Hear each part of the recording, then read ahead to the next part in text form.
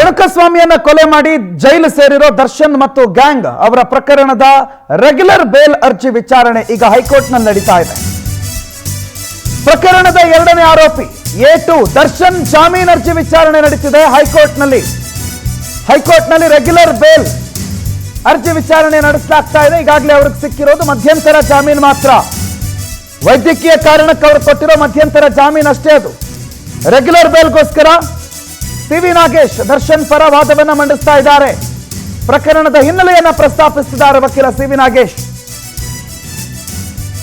ಬಹಳ ಕುತೂಹಲಕಾರಿ ವಾದ. ನೀವು ನೋಡಿರುವಂತಹ ವಾದನೆ, ಅಂದ್ರೆ ನೀವು ತಿಳಿದಿರುವ ಕಥೆನೆ. ರೇಣುಕಾಸ್ವಾಮಿ ವಿಚಾರದಲ್ಲಿ ಏನೇನಾಯ್ತು, ಯಾರ್ಯಾರು ಎಲ್ಲೆಲ್ಲಿಂದ ಹೇಗೆ ಬಂದ್ರು ಅನ್ನೋದೆಲ್ಲವೂ ಕೂಡ ಈ ಹಿಂದಿನ ಚಾರ್ಜ್ ಶೀಟ್ ನಲ್ಲಿ ಉಲ್ಲೇಖ ಆಗಿತ್ತು. ಆದ್ರೆ ಅದರ ಇನ್ನೊಂದು ಆಂಗಲ್ ಅನ್ನ ಸಿ.ವಿ. ನಾಗೇಶ್ ಹೈಕೋರ್ಟ್ ನಲ್ಲಿ ವಿವರಿಸ್ತಾ ಇದ್ದಾರೆ. ರೇಣುಕಾಸ್ವಾಮಿಯ ಕಿಡ್ನಾಪ್ ಅಂಡ್ ಮರ್ಡರ್ ಪ್ರಕರಣಕ್ಕೆ ಸಂಬಂಧಪಟ್ಟಂತೆ ಕಿಡ್ನಾಪೇ ಅಲ್ಲ ಅದು. ರೇಣುಕಾಸ್ವಾಮಿ ಗೊತ್ತಿದ್ದೇ ಬಂದು ಕೂತಿದ್ದು, ಅದು ಕಿಡ್ನಾಪೇ ಅಲ್ಲ. ಅದು ರೇಣುಕಾಸ್ವಾಮಿ ಎಲ್ಲ ಮನಸ್ಸಿನಿಂದ, ಅಂದ್ರೆ ನಾನು ಹೋಗಬೇಕು, ಮೀಟ್ ಆಗಬೇಕು ಅಂತಾನೆ ಕೂತಿರೋದು. ಅದನ್ನ ಕಿಡ್ನಾಪ್ ಅಂತ ಹೇಗೆ ಕರಿತೀರಿ ಅಂತ ಸಿ.ವಿ. ನಾಗೇಶ್ ವಾದ ಮಾಡ್ತಿದ್ದಾರೆ. ಕಿಡ್ನಾಪ್ ಆಗೇ ಇಲ್ಲ. ಕಿಡ್ನಾಪ್ ಬಾರ್ ಬಳಿ ಎಲ್ಲ ವಿಚಾರಗಳ ಪ್ರಸ್ತಾಪ ಆಗಿದೆ. ಬಾರ್ಗೆ ಹೋಗ್ತಾರೆ, ದುರ್ಗಾ ಬಾರು ಅನ್ನೋ ಜಾಗದಲ್ಲಿ ಇವರು ಮದ್ಯ ಖರೀದಿ ಮಾಡ್ತಾರೆ. ಅಲ್ಲೊಂದು ಸ್ವಲ್ಪ ಇದೇ ರೇಣುಕಾಸ್ವಾಮಿಯೇ ಮದ್ಯ ಖರೀದಿ ಮಾಡೋದು ಅನ್ನೋದು ಕೂಡ CCTVಯಲ್ಲಿ ದಾಖಲಾಗಿದೆ. ಈ ಬಗ್ಗೆ ಬಾರ್ ಮಾಲೀಕರ ಹೇಳಿಕೆ ಕೂಡ ಪೊಲೀಸರು ತಗೊಂಡಿದ್ದಾರೆ. ಆದ್ರೆ ಬಾರ್ನಲ್ಲಿ ಹೋಗಿ ಮದ್ಯ ಖರೀದಿ ಮಾಡಿರೋದೆಲ್ಲ ನೋಡಿದ್ರೆ ಇದು ಕಿಡ್ನಾಪ್ ಅಂತ ಅನಿಸುತ್ತಾ ನಿಮಗೆ ಅಂತ ಪ್ರಶ್ನೆ ಮಾಡಿದ್ದಾರೆ. ರೇಣುಕಾಸ್ವಾಮಿ ಕೆಲಸದಲ್ಲಿರೋನನ್ನ ಕೆಲಸದಿಂದ ಮಧ್ಯಕ್ಕೆ ಅವನನ್ನು ಕರ್ಕೊಂಡ್ಬರಲಾಗಿದೆ ಅನ್ನೋ ಒಂದು ಮಾತನ್ನ ಪೊಲೀಸರನ್ನು ಹೇಳಿದ್ದಾರೆ ತನಿಖಾ ವರದಿಯಲ್ಲಿ. ಕೆಲಸದ ಸಮಯದಲ್ಲಿ ಅವನನ್ನು ತಗೊಂಡ್ಬಂದಿದ್ದಾರೆ ಅಂತಂದ್ರೆ ಆತ ಕೆಲಸದ ಯೂನಿಫಾರ್ಮ್ ಹಾಕೊಂಡಿರ್ಬೇಕು. ನೋಡಿ, ಇಲ್ಲಿ ಕೆಲಸದ ಯೂನಿಫಾರ್ಮ್ ಹಾಕೊಂಡೇ ಇರಲಿಲ್ಲ. ಅವನನ್ನು ಕಿಡ್ನಾಪ್ ಮಾಡಿದ್ದಲ್ಲ, ಅವ್ನು ರೆಡಿ ಆಗಿದ್ದ, ಅವನ್ನ ಕರ್ಕೊಂಡು ಬಂದಿರೋದಷ್ಟೇ. ರೇಣುಕಾಸ್ವಾಮಿ ಬಾರಲ್ಲಿ ಮದ್ಯ ಖರೀದಿ ಮಾಡ್ತಾನೆ, ಅವನೇ ಖರೀದಿ ಮಾಡಿ ಅವನೇ ದುಡ್ಡು ಕೊಡ್ತಾನೆ. ಪೊಲೀಸರ ವರದಿ ಪ್ರಕಾರ ಏನು, ರೇಣುಕಾಸ್ವಾಮಿಯ ಕೈಯಲ್ಲಿ ಮದ್ಯವನ್ನ ಖರೀದಿ ಮಾಡಿಸಲಾಗುತ್ತೆ. ಹೋಗಿ ತಗೊಂಬಾ, ಇಂತಿಷ್ಟು ದುಡ್ಡನ್ನ ಫೋನ್ ಪೇ ಮಾಡುವಂತ ರೇಣುಕಾಸ್ವಾಮಿ ಕೈಯಲ್ಲೇ ಫೋನ್ ಪೇ ಮಾಡಿಸಲಾಗುತ್ತೆ ಅಂತ ಹೇಳಲಾಗಿದೆ. ಆದ್ರೆ ಇದನ್ನ 640 ರೂಪಾಯಿ ರೇಣುಕಾಸ್ವಾಮಿಯೇ ಫೋನ್ ಪೇ ಮಾಡಿದ್ದಾನೆ. ಅದರರ್ಥ ಮದ್ಯ ಖರೀದಿ ಮಾಡಿದ್ದೇ ರೇಣುಕಾಸ್ವಾಮಿ ಅನ್ನೋ ವಾದವನ್ನ ಪರಿಶೀಲನೆ ಮಾಡ್ತಿದ್ದಾರೆ. CCTV ಪರಿಶೀಲನೆ ಆಗಿದೆ ಮತ್ತು ಜೂನ್ 8ನೇ ತಾರೀಕು 11:30ಕ್ಕೆ 4 ಜನ ಮದ್ಯ ಖರೀದಿ ಮಾಡಿರೋದು ಅನ್ನುವ ಕುತೂಹಲಕಾರ ವಾದವನ್ನ ಒಂದು ಕಡೆ ಸಿ.ವಿ. ನಾಗೇಶ್ ಮಂಡಿಸಿದ್ರೆ, ಇನ್ನೊಂದು ಕಡೆ RR ನಗರ ಠಾಣಾ ವ್ಯಾಪ್ತಿಯಲ್ಲಿ ಹಲ್ಲೆ ಆಗಿದೆ, ಕೊಲೆ ಆಗಿದೆ. ಕಾಮಾಕ್ಷಿಪಾಳ್ಯ ಠಾಣಾ ವ್ಯಾಪ್ತಿಯಲ್ಲಿ ಮೃತದೇಹ ಸಿಕ್ಕಿದೆ. ಅಪಾರ್ಟ್ಮೆಂಟ್ ಸಿಬ್ಬಂದಿ ಏನು ಮಾಹಿತಿ ಕೊಟ್ಟಿದ್ದಾರೆ ಅದರ ಪ್ರಕಾರನೇ ಮೃತದೇಹವನ್ನ ಅವರು ಕೇಸ್ ದಾಖಲು ಮಾಡ್ಕೊಂಡಿರೋದು. ಮೃತದೇಹ ಸಿಗ್ತಾ ಇದ್ದಂಗೆ ಮೃತದೇಹವನ್ನ ವಿಕ್ಟೋರಿಯಾ ಆಸ್ಪತ್ರೆಗೆ ದಾಖಲು ಮಾಡಿದ್ದಾರೆ. 8ನೇ ತಾರೀಕು ಕೊಲೆ ನಡೆದಿರೋದು, 9ನೇ ತಾರೀಕು ಮೃತದೇಹ ಸಿಕ್ಕಿರೋದು, 11ನೇ ತಾರೀಕು ಪೋಸ್ಟ್ ಮಾರ್ಟಮ್ ಆಗಿರೋದು. ಮೃತದೇಹ ಸಿಕ್ಕ ತಕ್ಷಣ FIR ದಾಖಲಾಗಿದೆ. ಮೃತದೇಹದ ಫೋಟೋ ಆಧಾರದ ಮೇಲೆ ಸಾವಿನ ಸಮಯವನ್ನು ಹೇಳಲಾಗಿದೆ. ವಿಕ್ಟೋರಿಯಾ ಆಸ್ಪತ್ರೆ ವೈದ್ಯರು ತಮ್ಮ ಅಭಿಪ್ರಾಯ ಹೇಳಿದ್ದಾರೆ. ಬಟ್ ಈ ಮರಣದ ವರದಿ 1 ತಿಂಗಳ ಬಳಿಕ ಬರುತ್ತೆ. ಸಾವಿನ ಸಮಯದ ಬಗ್ಗೆ ಬರೋ ವರದಿ ಏನಿದೆ ಅದು 1 ತಿಂಗಳ ನಂತರ ಬರುತ್ತೆ. ವೈದ್ಯರು ಪೊಲೀಸರ ಪರವಾಗಿ ವರದಿ ಕೊಟ್ಟಿದ್ದಾರೆ ಅಂತ ನಟ ದರ್ಶನ್ ಪರ ಸಿ.ವಿ. ನಾಗೇಶ್ ವಾದವನ್ನ ಮಂಡಿಸ್ತಾ ಇದ್ದಾರೆ. ರೇಣುಕಾಸ್ವಾಮಿಯ ಕೊಲೆ ವಿಚಾರವನ್ನ, ಅಂದ್ರೆ 8ನೇ ತಾರೀಕು ಆತನ ಸಾವಾಗುತ್ತೆ, 9ನೇ ತಾರೀಕು ಮೃತದೇಹ ಸಿಕ್ಕುತ್ತೆ, 11ನೇ ತಾರೀಕು ಪೋಸ್ಟ್ ಮಾರ್ಟಮ್ ಮಾಡ್ತಾರೆ. 1 ತಿಂಗಳಾದ ಮೇಲೆ ಇಂಥ ಟೈಮಿಗೆ ರೇಣುಕಾಸ್ವಾಮಿ ಸತ್ತಿರಬಹುದು ಅಂತ ವರದಿ ಕೊಡ್ತಾರೆ. ಇವೆಲ್ಲವೂ ಪ್ರೀ ಪ್ಲಾನ್ಡ್. ಪೊಲೀಸರು ಏನು ಹೇಳಿದ್ದಾರೆ ಅದನ್ನ ವರದಿಯ ರೂಪದಲ್ಲಿ ವೈದ್ಯರು ಕೊಟ್ಟಿದ್ದಾರೆ ಅನ್ನೋ ವಾದವನ್ನ ಕೂಡ ಸಿ.ವಿ. ನಾಗೇಶ್ ಹೈಕೋರ್ಟ್ ನಲ್ಲಿ ಮಂಡನೆ ಮಾಡ್ತಿದ್ದಾರೆ. ರೇಣುಕಾಸ್ವಾಮಿ ಬರೋ ಸಂದರ್ಭದಲ್ಲಿ ಯಾವುದೇ ರೀತಿಯಲ್ಲಿ ಆತ ವಿರೋಧ ವ್ಯಕ್ತಪಡಿಸಿಲ್ಲ. ಕಿಡ್ನಾಪ್ ಅಲ್ಲಿ ನಟ ದರ್ಶನ್ ಭಾಗ್ಯ ಆಗೇ ಇಲ್ಲ. ನಟ ದರ್ಶನ್ ಅದರಲ್ಲಿ ಇಲ್ಲವೇ ಇಲ್ಲ.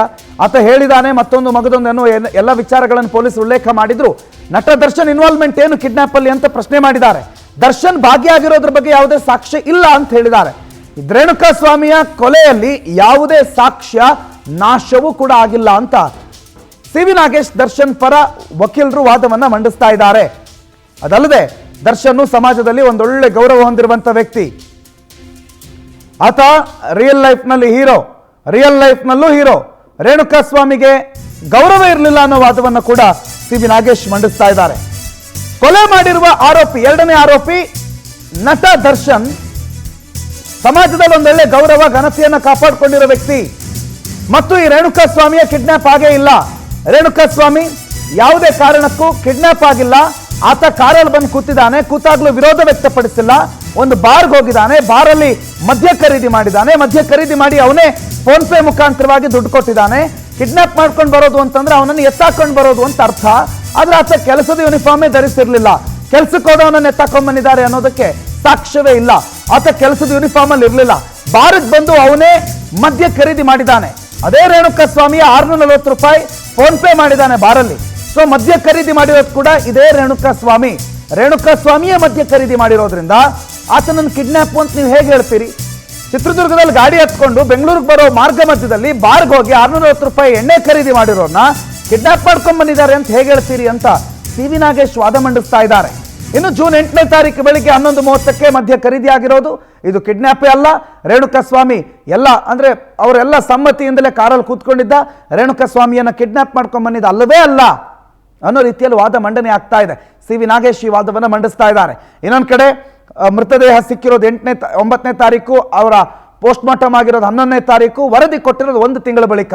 ಸಾವಿನ ಸಮಯವನ್ನು ಮೊದಲಿಗೆ ಫೋಟೋ ನೋಡ್ಕೊಂಡು ಹೇಳ್ತಾರೆ, ಆಮೇಲೆ ವರದಿ ಪೊಲೀಸರಿಗೆ ಬೇಕಾದಂಗೆ ವೈದ್ಯರು ಅದನ್ನು ಮಾಡಿಕೊಡ್ತಾರೆ ಅಂತ ಹೇಳಿ ಸಿ.ವಿ. ನಾಗೇಶ್ ವಾದವನ್ನು ಮಂಡಿಸ್ತಾ ಇದ್ದಾರೆ.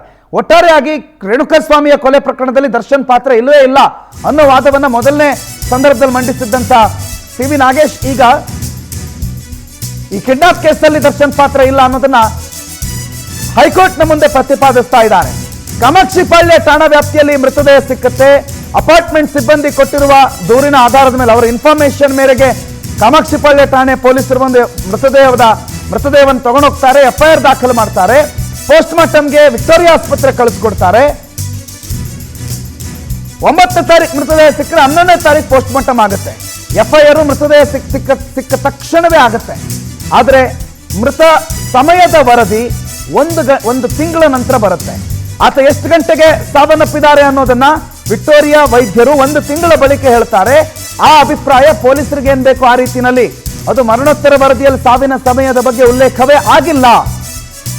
ಲೂಪೋಲ್ಸ್, ಈ ತನಿಖೆ ಲೂಪೋಲ್ಸ್ಗಳು ಅಂತ ನಾವು ಕರಿತೀವಿ. ಈ ಚಾರ್ಜ್ ಶೀಟ್ ಏನ್ ಸಲ್ಲಿಕೆ ಆಗುತ್ತೆ, ಆ ಚಾರ್ಜ್ ಶೀಟ್ ನ ಲೂಪೋಲ್ಸ್ಗಳ ಮೇಲೆ ವಾದ ಮಂಡನೆ ಆಗ್ತಾ ಇರೋದು. ಈ ವಾದ ಮಂಡನೆಯ ಅನುಸಾರವಾಗಿ ನಟ ದರ್ಶನ್ ಕಿಡ್ನಾಪ್ ಅಲ್ಲೂ ಭಾಗಿಯಾಗಿಲ್ಲ. ಅದರ ಜೊತೆಗೆ ಪೊಲೀಸರು ಸ್ವಲ್ಪ ಈ ವಿಚಾರದಲ್ಲಿ ತಮ್ಮ ಪ್ರಭಾವ ಬಳಸಿದ್ದಾರೆ. ಇಲ್ಲಿ ಬೇಕು ಅಂತಲೇ ಕೆಲವೊಂದು ವಿಚಾರಗಳನ್ನ ಉಲ್ಲೇಖ ಮಾಡಲಾಗಿದೆ. ಆ ಮುಖಾಂತರವಾಗಿ ನಟ ದರ್ಶನ್ ಅವರನ್ನ ಸಿಕ್ಕಿಸಿ ಹಾಕುವ ಪ್ರಯತ್ನ ನಡೆದಿದೆ ಅನ್ನೋದನ್ನ ಪರೋಕ್ಷವಾಗಿ ಸಿ.ವಿ. ನಾಗೇಶ್ ವಾದ ಮಂಡನೆ ಮಾಡ್ತಾ ಇದ್ದಾರೆ. ವೀರೇಶ್ ಬಗ್ಗೆ ಮಾಹಿತಿ ಕೊಡ್ತಾರೆ, ನೇರ ಸಂಪರ್ಕದಲ್ಲಿ ಜಾಯ್ನ್ ಆಗಿದ್ದಾರೆ. ವೀರೇಶ್, ಸಿ.ವಿ. ನಾಗೇಶ್ ಅವರ ವಾದ ಪ್ರತಿ ಸಲವೂ ಕುತೂಹಲ ಇರುತ್ತೆ. ಇವತ್ತಿನ ವಾದ ಏನೇನು ಮಾಡ್ತಿದ್ದಾರೆ, ಏನೇನು ಹೈಲೈಟ್ಸ್ ಸಿ.ವಿ. ನಾಗೇಶ್ ಅವರ ವಾದದ್ದು?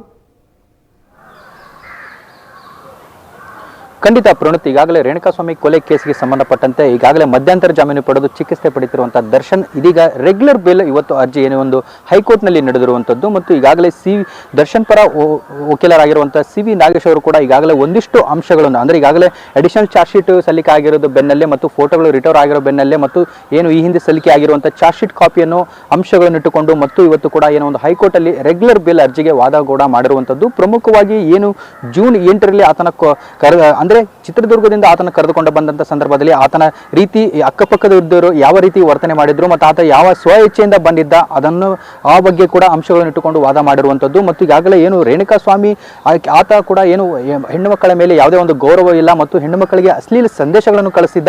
ಹೀಗಾಗಿ ಆತನಿಗೆ ಕಾನೂನು ಮತ್ತು ಏನು ಮಹಿಳೆಯರ ಮೇಲೆ ಯಾವುದೇ ರೀತಿ ಗೌರವ ಇಲ್ಲ ಅನ್ನೋ ಒಂದು ಅಂಶವನ್ನು ಇಟ್ಟುಕೊಂಡು ವಾದ ಮಾಡಿರುವಂಥದ್ದು. ಮತ್ತು ಈಗಾಗಲೇ ರೇಣುಕಾ ಸ್ವಾಮಿಯ ಒಂದು ಕೊಲೆಯ ನಡೆದ ಘಟನೆ ಸಂದರ್ಭದಲ್ಲಿ ಆ ಘಟನೆಯಲ್ಲಿ ಏನು ದರ್ಶನ್ ಪಾತ್ರ ಎಷ್ಟು ಇತ್ತು ಮತ್ತು ದರ್ಶನ್ ಯಾವ ರೀತಿ ಅಲ್ಲಿ ಇದ್ರು ಮತ್ತು ದರ್ಶನ್ಗೆ ಅದಕ್ಕೂ ಯಾವ ನಂಟು ಇತ್ತು ಇಲ್ವಾ ಅನ್ನೋದ್ರ ಬಗ್ಗೆ ಏನು ಎಳೆಯಾಗಿ ಈಗಾಗಲೇ ಒಂದು ಎಳೆಯಾಗಿ ಒಂದು ವಾದ ಕೂಡ ಮಾಡಿರುವಂಥದ್ದು. ಪ್ರಮುಖವಾಗಿ ಈಗಾಗಲೇ ಏನು ರೇಣುಕಾ ಸ್ವಾಮಿಯನ್ನು ಕಿಡ್ನಾಪ್ ಮಾಡಿಕೊಂಡು ಬಂದಿದ್ದು ಎಷ್ಟರ ಮಟ್ಟಿಗೆ ಸರಿ, ಅದನ್ನು ಯಾವ ರೀತಿ ಬಿಂಬಿಸಿದ್ದಾರೆ ಚಾರ್ಜ್ ಶೀಟ್ ನಲ್ಲಿ ಅನ್ನೋ ಬಗ್ಗೆ ಅಂಶಗಳನ್ನು ಇಟ್ಟುಕೊಂಡು ವಾದ ಮಾಡಿರುವಂಥದ್ದು. ಮತ್ತು ಈಗಾಗಲೇ ಏನು ದರ್ಶನ್ಗೆ ಸಂಬಂಧಪಟ್ಟಂತೆ ಏನು ಜಾಮೀನು ವಿಚಾರವಾಗಿ ಏನು ಅಂದರೆ ಕೊಲೆ ಕೇಸ್ ನಡೆದಂತ ಸಂದರ್ಭದಲ್ಲಿ ಆರೋಪ ಏನು ಸಾಕ್ಷಿಗಳು ನಾಶ ಆಗಿರ್ಬೋದು ಮತ್ತು ಏನು ಆತನ ಮೇಲೆ ಕೊಲೆ ಈತನೇ ಮಾಡಿದ್ದಾನೆ ಅನ್ನೋ ಒಂದು ಆರೋಪವನ್ನು ಪೊಲೀಸರು ಮಾಡ್ತಾ ಇದ್ದಾರೆ ಹೊರತು ಅಧಿಕೃತವಾಗಿ ಯಾವುದೇ ರೀತಿ ಸಾಕ್ಷಿಗಳು ಕೂಡ ಇಲ್ಲ ಅನ್ನೋ ಒಂದು ಸ್ಪಷ್ಟತೆಯನ್ನು ಕೂಡ ನೀಡಿರುವಂಥದ್ದು. ಪ್ರಮುಖವಾಗಿ ಈ ಚಾರ್ಜ್ ಶೀಟ್ ನಲ್ಲಿ ಅಂದ್ರೆ ಈಗಾಗಲೇ ಏನು ವಾದ ಮಾಡುವಂತಹ ಸಂದರ್ಭದಲ್ಲಿ ಚಾರ್ಜ್ ಶೀಟ್ ನಲ್ಲಿ ಸಲ್ಲಿಕೆ ಆಗಿರುವಂತಹ ಸಾಕ್ಷಿಗಳನ್ನು ಯಾವ ರೀತಿ ಇವರು ಗ್ರಹಿಸಿದ್ದಾರೆ ಮತ್ತು ಜೊತೆಗೆ ಈಗಾಗಲೇ ಏನು ಕೊಲೆ ನಡೆದಂತ ಸಂದರ್ಭದಲ್ಲಿ ದರ್ಶನ್ ಅಲ್ಲಿ ಬಂದಿದ್ರು ಅನ್ನೋದಕ್ಕೆ ಇವುಗಳೇ ಸಾಕ್ಷಿ ಇದಾವೆ. ಆದರೆ ಡಿಜಿಟಲ್ಗಳ ಸಾಕ್ಷಿಗಳು ಹೊರತುಪಡಿಸಿ ಯಾವುದೇ ಅಧಿಕೃತವಾಗಿ ಯಾವುದೂ ಇಲ್ಲ ಅನ್ನೋ ಒಂದು ವಾದವನ್ನು ಕೂಡ ಮಾಡಿರುವಂಥದ್ದು. ಮತ್ತು ಈಗಾಗಲೇ ರೇಣುಕಾ ಸ್ವಾಮಿಯನ್ನು ಕಿಡ್ನಾಪ್ ಮಾಡಿಲ್ಲ, ಸ್ವ ಇಚ್ಛೆಯಿಂದ ಆತ ಬಂದಿರುವಂಥದ್ದು. ಯಾಕಂದ್ರೆ ಮೆಡಿಕಲ್ ಶಾಪ್ನಲ್ಲಿ ಆತ ಏನೋ ತಾನು ಯೂನಿಫಾರ್ಮ್ ಧರಿಸಿಕೊಂಡು ಆತ ಬಂದಂಥ ಸಂದರ್ಭದಲ್ಲಿ ಪ್ರತಿದಿನ ಬರ್ತಿದ್ದ. ಆದರೆ ಆತ ಅವತ್ತು ಧರಿಸೇ ಬಂದ ಸಂದರ್ಭದಲ್ಲಿ ಅದೇ ಡ್ರೆಸ್ ಕೂಡ ಆತನ ಮೈ ಮೇಲೆ ಇರುವಂಥದ್ದು. ಇವೆಲ್ಲವೂ ಆಯಾಮಗಳಲ್ಲಿ ನೋಡ್ತಾ ಇದ್ರೆ ಇವೆಲ್ಲವೂ ಪ್ರೀ ಪ್ಲಾನ್ ಮಾಡಿಕೊಂಡು ಒಂದು ಸಾಕ್ಷಿಗಳನ್ನು ಕ್ರಿಯೇಟ್ ಮಾಡಿರುವಂತ ಸೀನ್ ಇದೆ ಅನ್ನೋ ಒಂದು ಮಾತನ್ನು ಕೂಡ ಈಗಾಗಲೇ ವಾದ ಮಾಡಿರುವಂಥದ್ದು. ಈಗಾಗಲೇ ಸತತವಾಗಿ ವಾದ ಕೂಡ ನಡೀತಿರುವಂಥದ್ದು. ಮುಂದಿನ ಹಂತದಲ್ಲಿ ಅಂದ್ರೆ ಚಾರ್ಜ್ ಶೀಟ್ ಅಂಶಗಳನ್ನು ಇಟ್ಟುಕೊಂಡೇ ವಾದ ಮಾಡಲಿಕ್ಕೆ ಮುಂದಾಗಿರುವಂಥದ್ದು. Pranuth. Right, okay, thank you Veeresh ಮಾಹಿತಿಗೆ.